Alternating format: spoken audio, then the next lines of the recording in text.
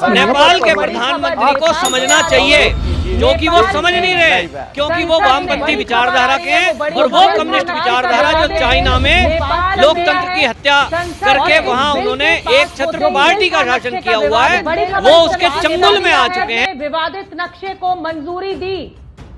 नेपाली संसद ने संविधान संशोधन बिल पास किया। काला पानी, लिपुलेख और लिम्पियाधुरा को अपना बताया।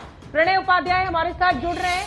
प्रणय उपाध्याय, ये एक बहुत बड़ा फैसला नेपाली संसद ने लिया है। भारत के साथ संबंधों को देखते हुए ये अटपटा है, लेकिन क्या ये चीन की शय पे हो रहा है?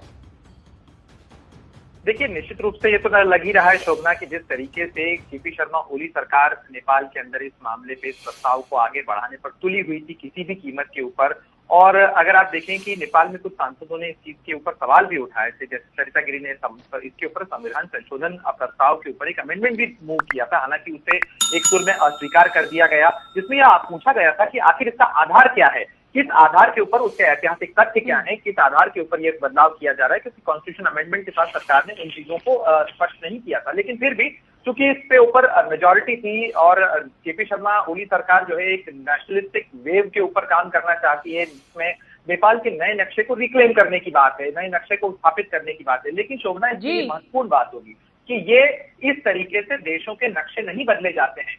नेपाल ने 1955 में संयुक्त राष्ट्र संघ की सदस्यता के लिए जो नक्शा दिया था, वो अब भी वही नक्शा है। और संयुक्त राष्ट्र संघ में यानी अंतर्राष्ट्रीय बिरादरी में नेपाल को अपना नक्शा बदलवाने के लिए भारत से एनओसी भी लेनी होगी, क्योंकि यूएन के अंदर भारत से पूछा जाएगा कि क्या भाई नेपाल जो नक्शा चेंज करना चाहता है उस पर आपकी कोई आपत्ति तो नहीं है। तो इस तरीके से ये मामला बहुत उलझा हुआ है। ऐसा नहीं है कि एक देश अगर अचानक से घोषित करे कि मेरी नई सीमाएं ये हैं, तो इस तरीके से वो अंतर्राष्ट्रीय स्थापित हो जाता है। लेकिन ये बात जरूर है, राष्ट्रीय स्तर पर नेपाल की संसद का ये फैसला है और भारत कह चुका है कि वो इस मामले को सुलझाने के लिए नेपाल के साथ बातचीत करने को तैयार है। तो देखते हैं कि बातचीत की मेज। नेपाल के प्रधानमंत्री को समझना चाहिए, जो कि वो समझ नहीं रहे हैं, क्योंकि वो वामपंथी विचारधारा के हैं और वो कम्युनिस्ट विचारधारा जो चाइना में लोकतंत्र की हत्या करके वहां उन्होंने एक छत्र पार्टी का शासन किया हुआ है, वो उसके चंगुल में आ चुके हैं। उन्हीं के कहने से इस समय में उन्होंने ये विवाद पैदा किया है और ये भूल रहे हैं कि जिस तरह से तिब्बतियों के साथ हुआ, मदद की चाइना ने। आज आपको चाइना भरोसा दे रहा है कि आप भारत से भिड़ जाओ, हम तुम्हारी मदद करेंगे। तो वो मदद में सामान भेज सकते हैं, सैनिक भी भेज सकते हैं। केपी ओली कह रहे हैं कि भारत सामान नहीं देगा तो हम चीन से ले लेंगे। आप ले लोगे, लेकिन क्या होगा, तिब्बत की तरह आपके ऊपर कब्जा हो जाएगा। ये हिस्ट्री याद रखो, वो चीन है, वो किसी को नहीं बख्शता। वो चालाकी से, धूर्तता से, छल कपट से वो सारी सत्ताएं हथियाता है, उसकी हिस्ट्री है। और चीन इसलिए नेपाल को नक्शे से मिटाने की साजिश कर रहा है। इस समय में भारत ही उसके आदि रिश्ते रहे हैं, आगे भी रिश्ते में भारत ही हमेशा नेपाल की मदद कर सकता है। नेपाल अगर चाइना की तरफ रुख करेगा और चाइना की घुसपैठ कराने में आज केपी ओली उनको मदद देंगे, तो भविष्य नेपाल का खतरे में है। इसको समझना चाहिए। मैं तो ये कहता हूं कि प्रधानमंत्री चलो एक पार्टी के हैं, केपी ओली कम्युनिस्ट विचारधारा के हैं, लेकिन वहां की जनता को आगे आना चाहिए और उन्हें कहना चाहिए कि देखिए, हमारा रोटी बेटी का संबंध है नेपाल के साथ भारत का, तो वहाँ के नागरिकों को आगे आके और सरकार का विरोध करना चाहिए। जैसा कि हमारे योगी आदित्यनाथ ने कहा है, उनको चेतावनी देते हुए कि आपका हाल तिब्बत की तरह हो जाएगा। ये बिल्कुल रियल है।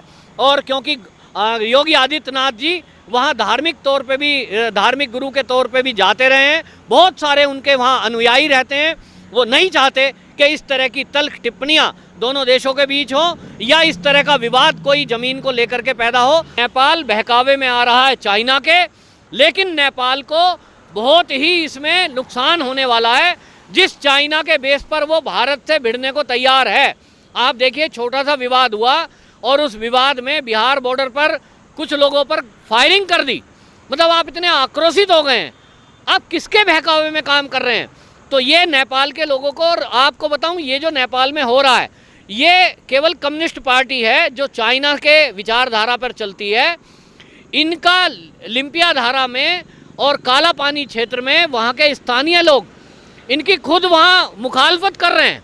इनका विरोध हो रहा है सरकार का कि भाई आप भारत के साथ रिश्ते खराब क्यों कर रहे हैं, जिस भारत से हमें इतनी मदद मिलती रही है। अभी आप देखिए, कोविड-19 के टाइम में बहुत सारी हमारी भारत सरकार ने निशुल्क फ्री में वहाँ पीपीई किट और दवाइयाँ कोविड-19 से, कोरोना वायरस से लड़ने के लिए नेपाल को मदद करी है।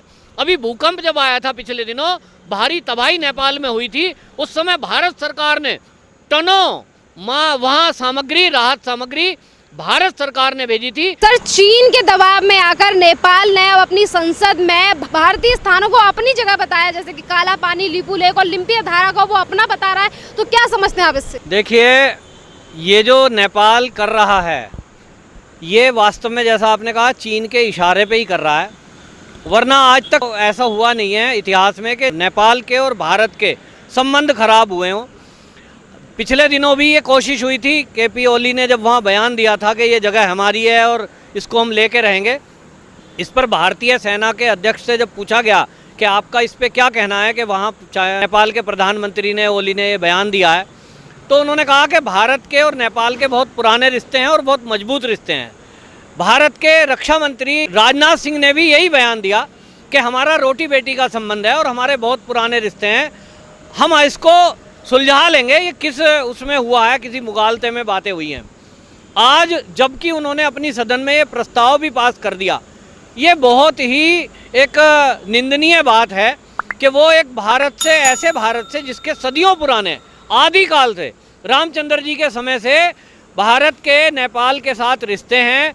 श्री राम भगवान की जानकी माता से जो विवाह हुआ था वो जानकी जनकपुर नेपाल के अंदर है, और हम भारतीय और नेपाल के जितने भी वासी हैं वो सब संस्कृति एक हैं, हमारे त्यौहार एक हैं, हमारी सभ्यता एक है। बस केवल राजनीति के कारण दो टुकड़ों में देश के नाम अलग अलग हो गए, बल्कि मैं कहूँगा कि पूरे भारत के अलावा पूरी दुनिया में जो नेपाल है वो एक हिंदू राष्ट्र घोषित है, और वहाँ आज भी उनके तीज त्यौहार और सरकारी सारे काम हिंदी तिथियों के अनुसार होते हैं। वहाँ आज भी चैत्र शुक्ल 1 को वर्ष प्रतिपदा, नया वर्ष मनाया जाता है।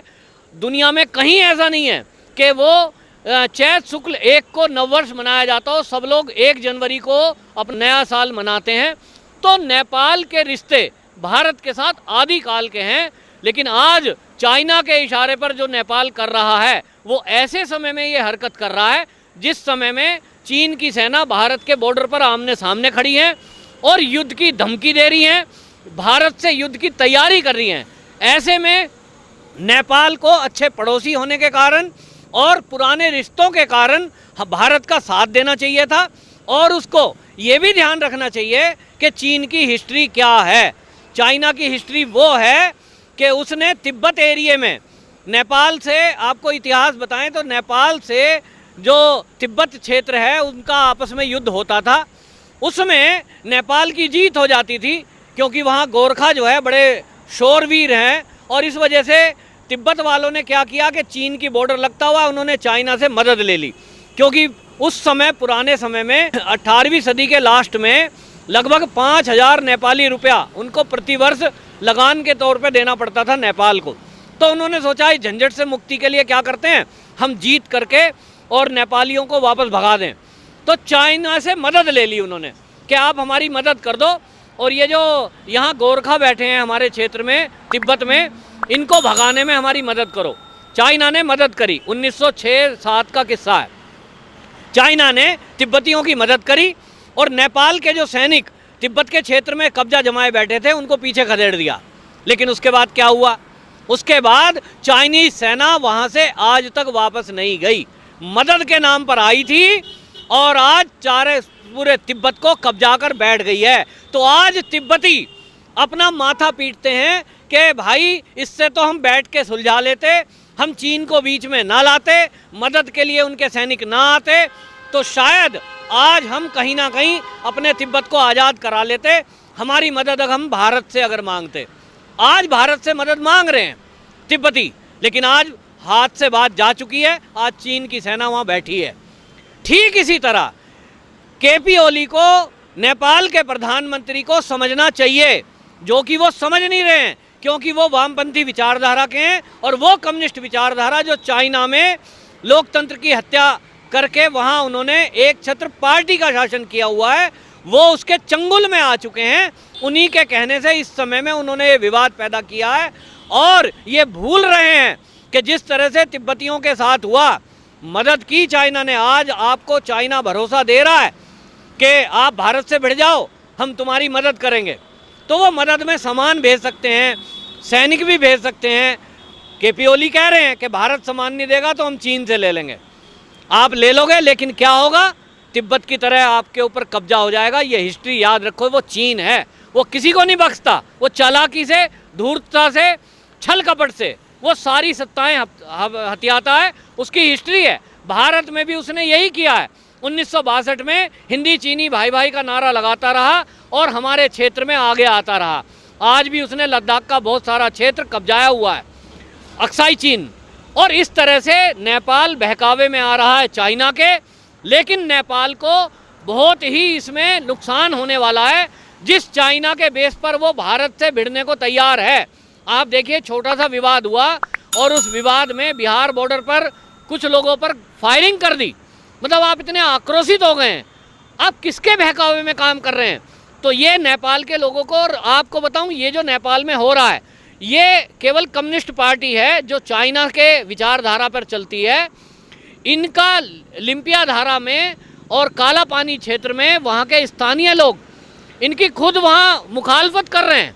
इनका विरोध हो रहा है सरकार का कि भाई आप भारत के साथ रिश्ते खराब क्यों कर रहे हैं, जिस भारत से हमें इतनी मदद मिलती रही है। अभी आप देखिए, कोविड-19 के टाइम में बहुत सारी हमारे भारत सरकार ने निःशुल्क फ्री में वहाँ पीपीई किट और दवाइयाँ कोविड-19 से, कोरोना वायरस से लड़ने के लिए नेपाल को मदद करी है। अभी भूकंप जब आया था पिछले दिनों, भारी तबाही नेपाल में हुई थी, उस समय भारत सरकार ने टनों वहाँ सामग्री, राहत सामग्री भारत सरकार ने भेजी थी। और भारत के आम नागरिकों ने, बाई चांस मैं भी उस सौभाग्यशाली लोगों में हूँ कि मैं नेपाल में, मैं विश्व मानव रूहानी केंद्र की तरफ से जुड़ा हूँ, मैं भी सामग्री लेकर के, राहत सामग्री वहाँ गया था, ये मानते हुए कि नेपाल के रहने वाले लोग हमारे ही भाई हैं। उनको हम भाई मानते हैं, परिवार का अंग मानते हैं। वो हिंदू संस्कृति से जुड़े हुए हैं और इसलिए हम एक मानते हैं। लेकिन आज राजनीति आपस में बांटने को तैयार है। ये राजनीति वहाँ केपी ओली कर रहे हैं, ये लोगों को बांटने का काम कर रहे हैं। आप समझिए, लगभग 60 लाख लोग नेपाली भारत के अंदर अपना रोजगार कर रहे हैं, रोजी रोटी कमा रहे हैं या नौकरी भी कर रहे हैं। और नेपाल के लोग तो हमारी भारत की सेना में हैं, गोरखा रेजिमेंट इसी का नाम है। लेकिन आज ये कम्युनिस्ट चाइना, इसको ये सहन नहीं हो रहा कि किस तरह से इस पूरे दुनिया के नक्शे में कोई एक नेपाल नाम का देश ऐसा है जहां हिंदी तिथि से काम चलता है सरकार का, जहां नववर्ष चैत शुक्ल प्रतिपदा में मनता है, जहां दशहरे की 10 दिन की छुट्टियां होती हैं, जहां दीपावली में सरकारी छुट्टी होती है और सरकार उस त्यौहार को मनाती है। ये चीन को हजम नहीं हो रहा और चीन इसलिए नेपाल को नक्शे से मिटाने की साजिश कर रहा है। इस समय में भारत ही उसके आदि रिश्ते रहे हैं, आगे भी रिश्ते में भारत ही हमेशा नेपाल की मदद कर सकता है। नेपाल अगर चाइना की तरफ रुख करेगा और चाइना की घुसपैठ कराने में आज केपी ओली उनको मदद देंगे तो भविष्य नेपाल का खतरे में है। इसको समझना चाहिए। मैं तो ये कहता हूँ कि प्रधानमंत्री चलो एक पार्टी के हैं, केपी ओली कम्युनिस्ट विचारधारा के हैं, लेकिन वहाँ की जनता को आगे आना चाहिए और उन्हें कहना चाहिए कि देखिए, हमारा रोटी बेटी का संबंध है नेपाल के साथ भारत का, तो वहाँ के नागरिकों को आगे आके और सरकार का विरोध करना चाहिए। ये जो क्षेत्र की बात कर रहे हैं, जो विरोध की बात की, वहाँ पे ऑलरेडी विरोध हो रहा है इस चीज़ को लेकर कि किस तरीके से भारत के राज्यों को अपना स्थान बताकर वहाँ पे जो संसद में बिल पेश किया, वो जो नक्शा पेश किया गया, वो पास कर दिया गया। तो जहाँ पे एक तरफ उनकी जनता ही इस चीज़ को लेकर विरोध कर रही है, दूसरी तरफ सीएम योगी आदित्यनाथ भी कह चुके हैं कि नेपाल जिस तरीके की हरकत कर रहा है उसे तिब्बत का हश्र देखना चाहिए। और तो आपको ये भी पता है कि sir, corona virus pandemic situation में भी भारत की तरफ से टन्स में दवाइयाँ दी गई हैं नेपाल को, उसके बावजूद भी इस तरीके का कदम उठाना। ये आपने ठीक कहा। जो लोग नेपाल में समझदार बहुत लोग हैं जो जानते हैं। और देखिए, भारत में लगभग मैंने जैसे कहा 60 लाख लोग ऐसे हैं जो यहाँ नौकरी कर रहे हैं, रोजगार कर रहे हैं, सेना में भी हैं और हमारे रिश्ते हैं। जिन लोगों को ये समझ आ रहा है कि केपी ओली एक राजनीति कर रहे हैं। आप देखिए, हिंदू राष्ट्र था, उस हिंदू राष्ट्र को ख़त्म करने के लिए वहाँ का राजसी परिवार जो था, एक ही रात में उस पूरे परिवार की हत्या करा दी गई। उसके पीछे कौन लोग हैं? उसके पीछे यही वामपंथी विचारधारा है। और आज बड़ी साजिश के तहत वहाँ ये वामपंथी विचारधारा हावी है। जो नेपाली कांग्रेस है वो राष्ट्रभक्त पार्टी है, वो वहाँ हिंदूवादी पार्टी है। उसका आज वहाँ कमज़ोर होने का कारण ये है कि वहाँ चाइना की दखलंदाजी इतनी है कि वो नेताओं की खरीद फरोख्त कर लेता है और वहाँ दखलंदाजी करके लोगों को बांटने का काम कर रहा है। वहाँ बहुत बड़ी संख्या में धर्मांतरण हो रहा है, वहाँ बहुत बड़ी संख्या में ऐसी आबादी प्लानिंग के तहत वामपंथी विचारधारा के लोग वहाँ आ गए हैं जिससे कि वो उसका हिंदू पहचान वहाँ ख़त्म कर दी जाए और वहाँ की संस्कृति को नष्ट कर दिया जाए।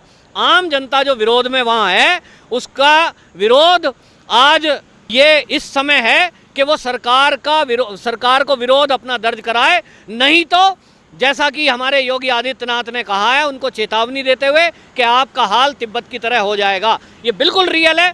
और क्योंकि योगी आदित्यनाथ जी वहाँ धार्मिक तौर पे भी, धार्मिक गुरु के तौर पे भी जाते रहे हैं, बहुत सारे उनके वहाँ अनुयायी रहते हैं। वो नहीं चाहते कि इस तरह की तल्ख टिप्पणियाँ दोनों देशों के बीच हो या इस तरह का विवाद कोई ज़मीन को लेकर के पैदा हो। और नेपाल वासी अगर अपने आप को हिंदूवादी कहते हैं तो भाई ये भी समझना चाहिए कि वो जो रास्ता है जो भारत सरकार ने बनाया है, वो किसके लिए बनाया है? वो मानसरोवर, कैलाश मानसरोवर की यात्रा के लिए बनाया है। कैलाश मानसरोवर यात्रा शिवजी की आराधना करने वाले लोगों के लिए वो रास्ता बनाया है। तो क्या नेपाल के लोग और नेपाल की सरकार शंकर भगवान की पूजा में बाधा बनना चाहती है? तो भाई ये भी जनता को और वहाँ की सरकार को, लोगों को बताना चाहिए कि आप एक ऐसे काम में रोड़ा क्यों बन रहे हो। क्या भारत सरकार ने कोई अपनी चौकी बनाई है?